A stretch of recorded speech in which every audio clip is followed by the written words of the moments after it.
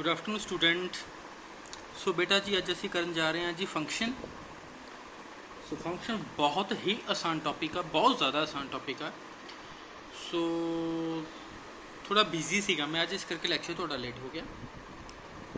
और अज मैं थोड़ा जिहा तुहानूं बेसिक दसांगा, एडवांस असी कल करांगे।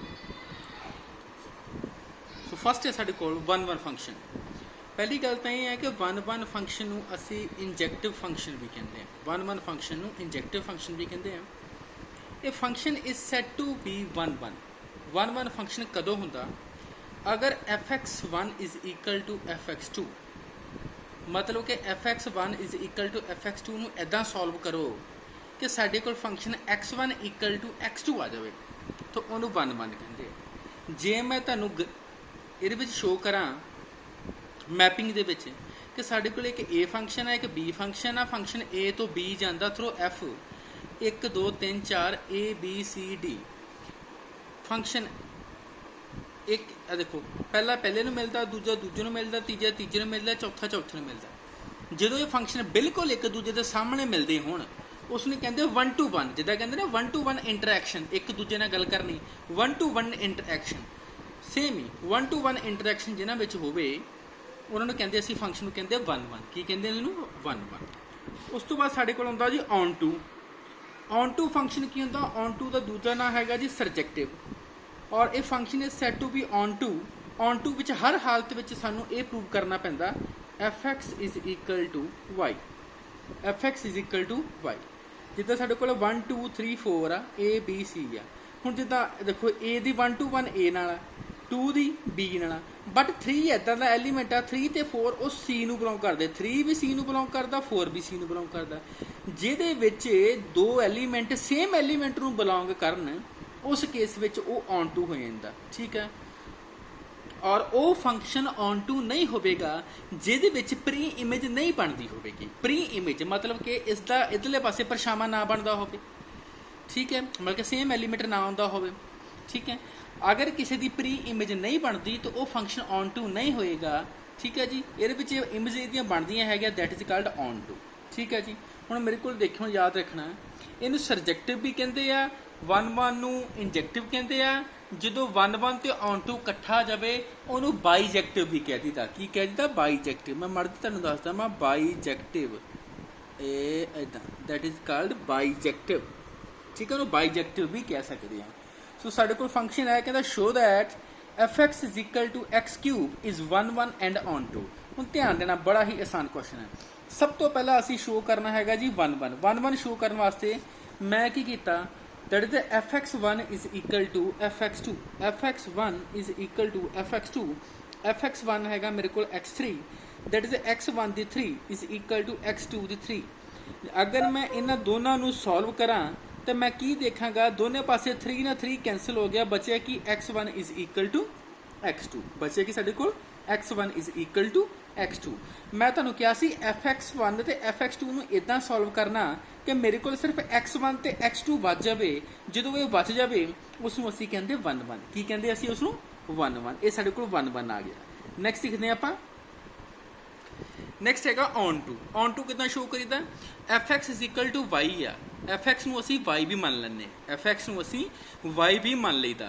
तो y is equal to x दी क्यूब सानूं फंक्शन दिता। याद रखना, ऑन टू कड्ढण वास्ते सानूं एक्स दी वैल्यू कड्ढनी पैंदी है। ऑन टू कड्ढण वास्ते सानूं एक्स की वैल्यू कड्ढनी पएगी। सो आपां की करांगे, y is equal to x cube. और जे मैं इत्थों एक्स क्यूब की वैल्यू कड्ढा तो आ जी 3 है, इहदी पावर 1/3 बन जाएगा। यही एक्स की वैल्यू अपने ही फंक्शन दे विच पुट कर देनी। एक्स की यह वैल्यू अपने ही फंक्शन च पुट करती। आ देखो जी, एक्स की वैल्यू कितनी? वाई की पावर 1/3। वाई की पावर 1/3 दी पावर 3, 3 ने 3 कटिया गया, F x is equal to Y. ठीक है। जो F x is equal to Y आ जाए, ये साढ़े को वन वन ऑन टू भी हो गया, और पहला वन वन हो गया, ये साढ़े को ऑन टू भी हो गया।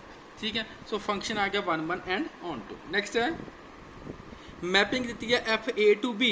F x equal to x minus two, x minus three is one one and onto. To show that it is, हम सब तो पहले कहता शो करना है वन वन तो ऑन टू है।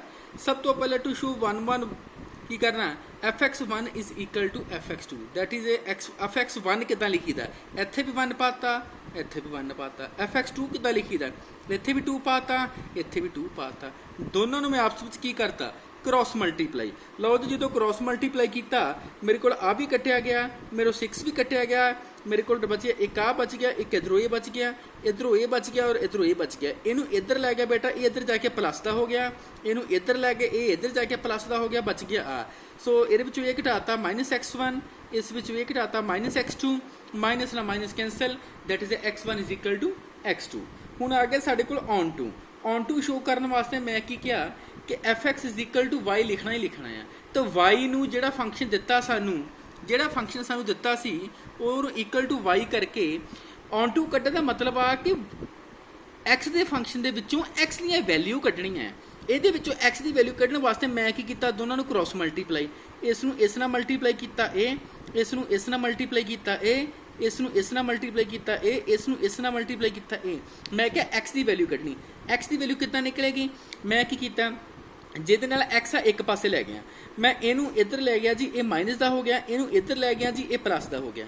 ਇਹਨਾਂ ਦੋਨਾਂ ਵਿੱਚੋਂ x ਕਾਮਨ ਨਿਕਲ ਗਿਆ। ਆ ਨੂੰ मैं सही करके लिख लिया 3y - 2। लो जी x की वैल्यू निकल गई, ये सारी वैल्यू चक के जो ये नीचे आ गई, मेरे को आ गया x is equal to 3y - 2 और y - 1। हुण यही x की वैल्यू जी यही x की वैल्यू तुसीं इत्थे पुट करनी है। ਇੱਥੇ ਆ ਜਿਹੜੀ x ਦੀ ਵੈल्यू ਤੁਸੀਂ ਕੱਢੀ ਆ, ਇਹ ਇੱਥੇ ਪੁੱਟ ਕਰਨੀ ਆ ਤੇ ਆਨਸਰ y ਆਉਣਾ ਚਾਹੀਦਾ। ਦੇਖ ਲੈਂਦੇ ਆਪਾਂ। ਸੋ ਜਦੋਂ ਮੈਂ ਕੀ ਕੀਤਾ ਕਿ ਆ y ਦੀ ਵੈਲਿਊ ਜਿਹੜੀ ਸਾਡੇ ਕੋਲ ਇੰਨੀ ਆ ਗਈ ਸੀ, ਮੈਂ ਇਹ ਹੁਣ ਜਿਹੜੀ y ਦੀ ਵੈਲਿਊ x ਦੀ ਵੈਲਿਊ ਕੱਢੀ ਆ ਉਹ ਇੱਥੇ ਪੁੱਟ ਕਰਤੀ। ਆ ਲਓ ਜੀ, ਮੈਂ x ਦੀ ਵੈਲਿਊ ਇੱਥੇ ਵੀ ਪੁੱਟ ਕਰਤੀ ਆ ਔਰ x ਦੀ ਵੈਲਿਊ ਇੱਥੇ ਵੀ ਪੁੱਟ ਕਰਤੀ ਆ। ਦੋਨਾਂ ਦਾ ਮੈਂ ਕੀ ਕੀਤਾ ਇੱਥੇ ਐਲਸੀਐਮ। ਜਦੋਂ ਦੋਨਾਂ ਪਾਸੇ ਮੈਂ ਐਲਸੀਐਮ ਲਿਆ ਤੇ ਐਲਸੀਐਮ ਲੈ ਕੇ ਮੇਰੇ ਕੋਲ ਕੀ ਆ ਗਿਆ, ਸਾਰੀਆਂ ਟਰਮਾਂ ਆਪਸ ਵਿੱਚ ਕੱਟੀਆਂ ਗਈਆਂ। ਇਹਨਾਂ ਇਹ ਕੱਟਿਆ ਗਿਆ, ਤਿੰਨਾਂ ਤੋਂ 2 ਘਟਾਇਆ 1, ਇਹਨਾਂ ਇਹ ਕੱਟਿਆ ਗਿਆ, ਤਿੰਨਾਂ ਤੋਂ 2 ਘਟਾਇਆ 1, ਇਹ ਹੈਗਾ y/1 is equal to fy। हर हालत में असी fy प्रूव करना होंदा।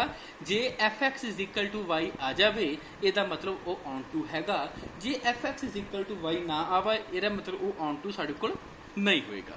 ठीक है जी, नेक्स्ट क्वेश्चन देखते हैं। नेक्स्ट क्वेश्चन है prove that fx is equal to 3x is 1 and onto under mapping. हुण देखो पहला ऑन टू प्रूव करना 1 प्रूव करने वास्ते fx1 is equal to fx2। fx1 कितना 3x1 is equal to 3x2, दोनों पासे 3 कटिया गया, की बच गया x1 is equal to x2, 1 हो गया।